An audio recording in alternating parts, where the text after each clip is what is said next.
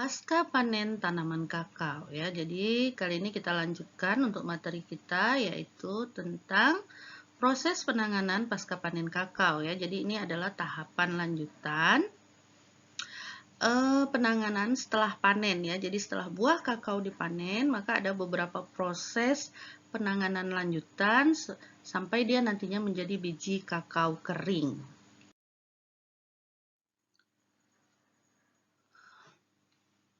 Nah, tahapan pasca panen kakao itu dimulai dari ini ya, tahap pemetikan atau pemanenan buah kakao ya. Jadi buah yang telah berumur 5-6 bulan ya, yang sudah berubah warnanya menjadi kuning atau hijau kekuningan, ini sudah siap panen.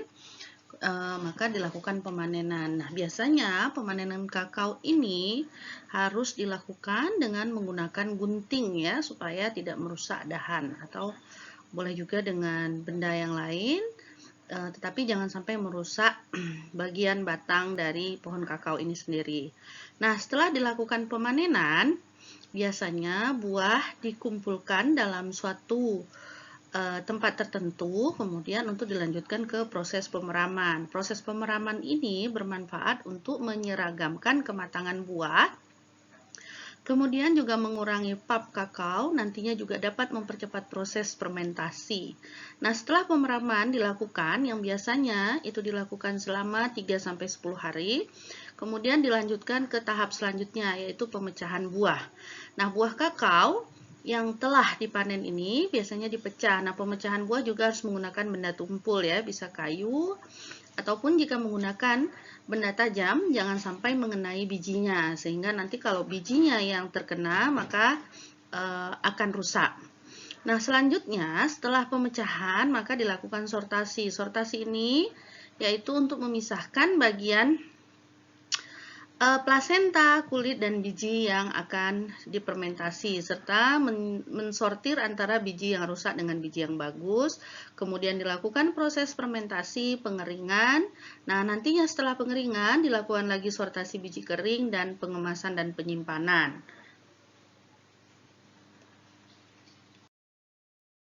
Dapat diperlihatkan seperti ini ya, jadi dipanen, kemudian pemeraman, pemecahan buah, kemudian fermentasi biji kakao, pengeringan, sortasi biji, pengemasan, dan penyimpanan. Kita tahu bahwasanya fermentasi kakao yang dilakukan dengan benar itu merupakan langkah penting untuk memproduksi coklat yang berkualitas. Nah, ini maksudnya adalah ketika coklat ini difungsikan untuk sebagai sumber bahan makanan ya.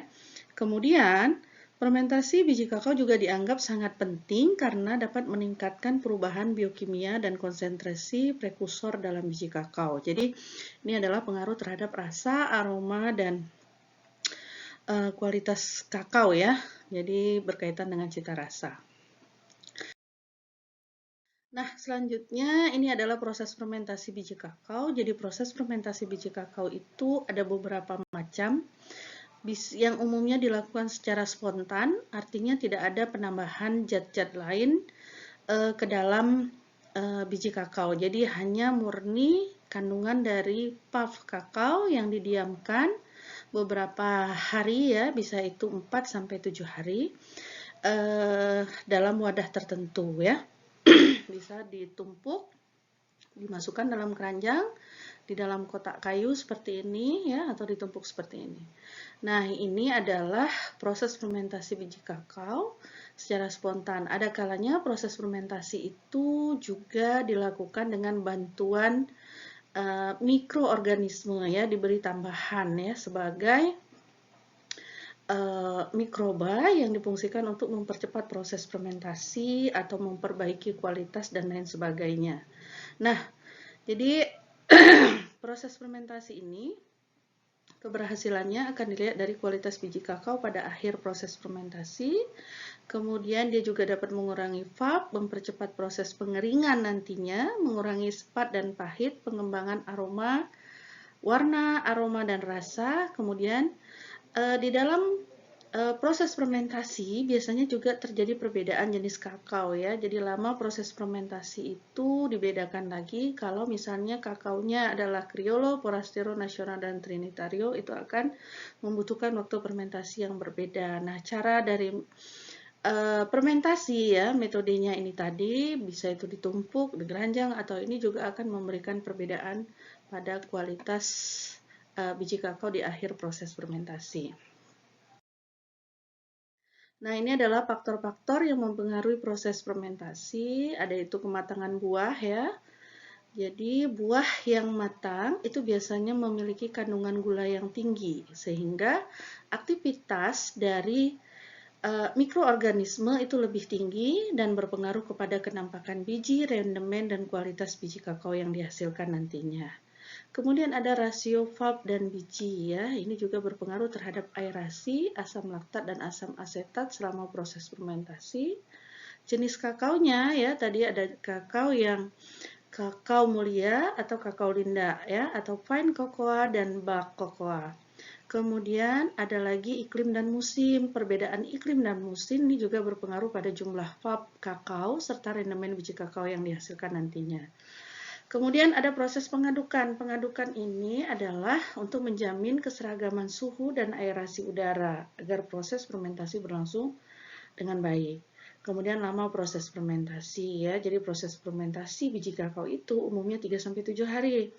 Nah, tapi kalau fermentasinya terlalu singkat, biasanya biji kakaonya masih dominan ungu, artinya belum berhasil 100%. Tetapi apabila proses fermentasinya berlebihan, maka ini juga akan berakibat kurang baik ya, cita rasanya jadi kurang enak dan baunya juga tidak enak. Nah, faktor selanjutnya adalah pemeraman. Jadi pemeraman ini adalah membiarkan buah dalam suatu tempat tertentu setelah dipanen ya, bisa beberapa hari dengan tujuan untuk apa? Untuk ini meningkatkan asam lemak bebas pada biji kakao, mengurangi keasaman, berperan dalam pengurangan lapisan pulp dan ikut berperan dalam pembentukan ruang kosong dalam tumpukan biji kakao. Sehingga nantinya selama proses fermentasi itu oksigen akan dapat masuk ke dalam tumpukan biji kakao selama fermentasi itu dengan mudah. Jadi sehingga nantinya mendorong terbentuknya aroma khas coklat yang lebih baik. Jadi ini juga memiliki peran penting ya untuk keberhasilan proses fermentasi itu sendiri. Nah, selanjutnya adalah proses pengeringan ya. Jadi proses pengeringan dan fermentasi ini itu banyak sekali memberikan pengaruh terhadap kualitas biji kakao ya, dimana karena apa? Karena ada perubahan kimia, biokimia ya, kimiawi dan biokimiawi yang kompleks pada biji kakao selama proses fermentasi dan pengeringan. Jadi istilahnya selama pengeringan itu masih ada beberapa proses lanjutan dari fermentasi ya. Kemudian pengeringan itu juga bertujuan untuk mengurangi kadar air ya. Kadar airnya harus lebih kecil dari 7,5% dengan tujuan supaya kakao yang tadi disimpan lebih tahan lama. Kemudian tujuan pengeringan biji kakao yang lainnya adalah dia dapat membentuk cita rasa kakao, menurunkan kadar air kakao, serta membentuk karakteristik kualitas kakao dalam industri coklat. Ya.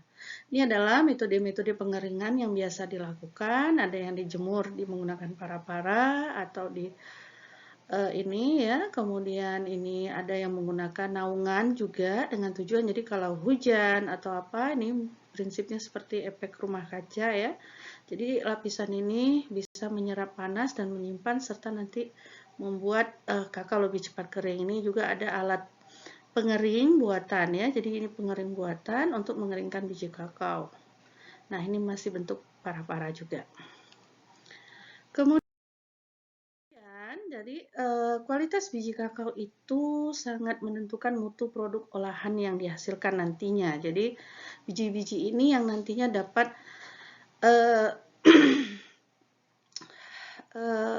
menghasilkan kakao coklat yang dihasilkan seperti apa ya. Ada coklat itu coklat yang enak, kurang enak ya, dan seterusnya. Jadi dia sangat tergantung dari kedua proses tadi ya, proses fermentasi dan pengeringan.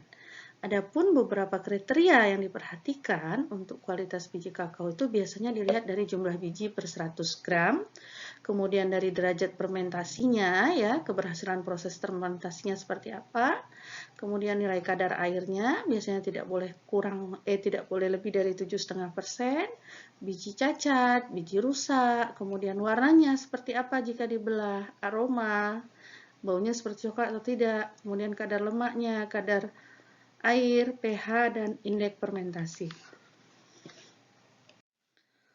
Nah, indeks fermentasi ini biasanya kakao yang baik itu jika indeks fermentasinya lebih besar sama dengan 1. Nah, ini adalah derajat fermentasi berdasarkan uji KATES. Jadi, kalau warna bijinya seperti ini dianggap sudah over fermented, kemudian ini well fermented, well fermented, ya, ini juga well fermented. Jadi ini tergantung jenis kakaonya. Ada kakao yang kalau warna masih basahnya putih, dia waktu sudah difermentasi dan dikeringkan, dia biasanya warnanya lebih seperti ini, ya, Farley.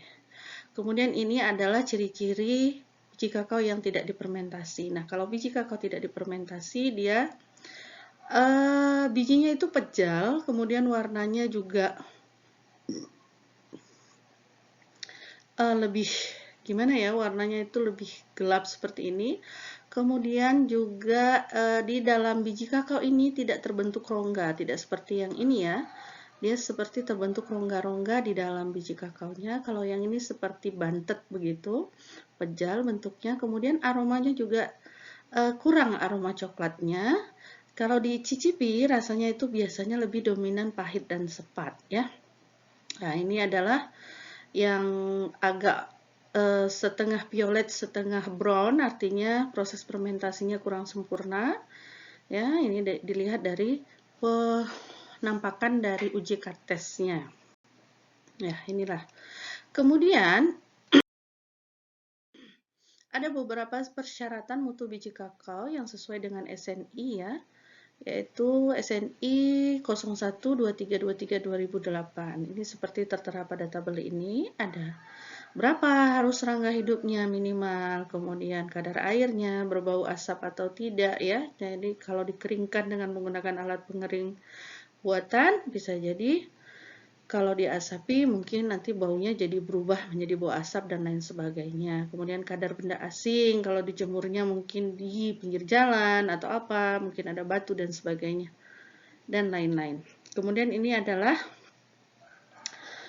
kadar dari biji yang berjamur, ya, harus maksimum berapa persen, kemudian kadar biji slety yang tidak terfermentasi, kadar biji berserangga, yang kotoran, ya, kadar biji berkecambah, dan lain-lain. Ini juga ada kriteria-kriteria ketentuan untuk menentukan mutu kakao 1 atau 2 atau 3. Jadi tergantung grade 1, grade 2, atau grade 3 dilihat dari beberapa parameter yang disebutkan di sini.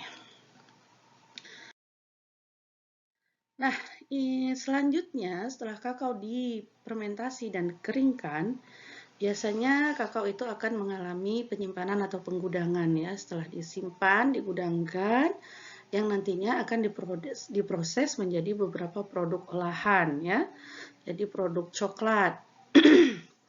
Nah, produk coklat ini biasanya diolah harus melewati dengan beberapa tahapan. Jadi tadi kalau cocoa bean-nya atau biji kakaonya, ya, ini yang masih putih nih, nanti diproses fermentasi, dikeringkan, ya. Setelah diproses fermentasi dan pengeringan, nanti biasanya seringnya, ya, ditransport to Europe. Artinya apa? Negara-negara Eropa itu umumnya bukan negara penghasil kakao, ya, pada umumnya, kecuali yang untuk negara tropis seperti Ghana, Pantai Gading, dan lainnya tadi. Jadi kebanyakan penikmat kakao ini adalah negara-negara di Eropa. Nah, sehingga industri permintaan biji kakao ke luar negeri itu menjadi hal yang sangat menguntungkan sebenarnya, ya. Jadi ini adalah prosesnya, transport to Europe, kemudian biasanya setelah biji tadi ini dikirim, kemudian dibersihkan, ya, dikeringkan lagi, kemudian dibuang kulit luarnya ya. Kemudian di roasting ya, di roasting. Nah, setelah di roasting, biasanya kakao ini akan digiling, milling of roasted biasanya. Digiling ya supaya nanti akan menghasilkan cocoa mass atau massa kakao. Nah, massa kakao ini dia mengandung dua komponen ya, ada cocoa butternya dan ada cocoa powdernya. Jadi setelah cocoa massa atau massa kakao ini dipres nantinya, dia akan terpisah antara lemak dan ampasnya. Ampasnya dikenal dengan cocoa powder dan lemaknya dikenal menjadi cocoa butter. Nah, kedua ini memiliki nilai yang berbeda ya. Jadi sebenarnya kalau dibilang yang sehat yang mana ya? Ya cocoa butternya, yang lemak kakaonya ya. Sementara kalau yang ini cocoa powder ini apa? Ini merupakan ampasnya dari proses pengepresan tadi. Dialah ampasnya ya. Kemudian ampas ini kemudian di grinding lagi, di dikoncing, di tempering, di cooling, dan di shaving. Tergantung mau dibentuk menjadi apa. Misalnya ini menjadi coklat ya. Jadi nanti diberi beberapa bahan tambahan lainnya sehingga dia menghasilkan produk yang seperti diinginkan. Nah, biasanya produk coklat itu dibedakan ini. Ada dark coklat. Ya, dark coklat ini biasanya paduannya adalah ada cocoa mass, kemudian cocoa butter, tambah gula, sugar. Kemudian ada milk coklat. Milk coklat itu apa? Cocoa mass, cocoa butter, sugar, milk, dan powder. Kemudian ada white coklat. White coklat itu komposisinya adalah kakao butter plus sugar plus milk powder, dan ada beberapa coklat karakteristik ya, dilihat dari aroma dan taste serta teksturnya ya. Jadi tergantung dari bahan yang utama pembuatnya. Jadi kakao ini harus mengalami beberapa tahapan sehingga dia bisa menghasilkan produk seperti yang diinginkan. Nah, di Aceh sendiri produksi coklat itu sudah mulai ada beberapa industri yang berkembang ya. Jadi seperti di Pidi Jaya itu ada namanya Sokolate. Nah, produksinya itu sudah mulai dari tahun 2012-2013 ya, sampai saat ini ya terus berkembang. Ada beberapa varian produk yang dihasilkan ya, bisa makanan ya, bisa itu bubuk kakao ya untuk minuman, kemudian ada coklat batangnya, kemudian ada permen dan lain sebagainya. Kemudian di sana juga ada kafenya ya, ini juga sebagai ini tempat penjualan, pabrik yang di belakang, kemudian di depan ada kafenya dan aktivitas Sokolate untuk mengembangkan produknya. Kemudian selain Sokolate ada lagi yang namanya kado coklat ya, kado coklat candy ya. Ini juga variannya sudah semakin berkembang dan banyak dijual di marketplace, di marketplace maksud saya, di marketplace. Nah, ini adalah beberapa varian yang dihasilkan. Kemudian ada lagi yang namanya cilet coklat. Nah, cilet coklat ini juga sudah mulai berkembang ya. Jadi variannya juga macam-macam, ada coklat batang ya, kemudian minuman, cake, dan lain sebagainya. Nah, jadi ini adalah coklat-coklat asli Aceh ya, yang dikembangkan oleh beberapa putra daerah dari hasil bumi Aceh itu sendiri ya. Jadi itulah proses yang harus dilalui untuk menciptakan cita rasa kakao yang nikmat. Jadi ada beberapa tahapan yang memang tidak bisa dilewati. Sementara selama ini kakao di Aceh itu banyak yang belum mengalami proses fermentasi ya. Itu bisa beragam alasannya. Bisa jadi karena petaninya kurang paham atau hasilnya terlalu sedikit. Bisa jadi juga proses itu membutuhkan waktu yang lama sehingga tidak terlalu diminati oleh petani untuk melakukan hal itu. Kemudian juga karena harga yang tidak jauh berbeda antara kakao fermentasi dan non fermentasi, sehingga ini menyebabkan petani itu jadinya cenderung tidak melakukan proses fermentasi. Sementara kita tahu kalau untuk bahan produk makanan dan minuman, kakao itu yang diharapkan adalah dia memiliki cita rasa yang nikmat, rasa seperti kakaonya muncul dan tidak terlalu pahit ataupun sepet. Nah, proses itu untuk mendapatkan kualitas seperti itu, maka proses fermentasi dan pengeringan yang baik itu harus dilakukan. Ya. Saya rasa itu saja materi kita hari ini ya. Mungkin di lain waktu nanti kita lanjutkan. Wassalamualaikum warahmatullahi wabarakatuh. Terima kasih atas perhatiannya.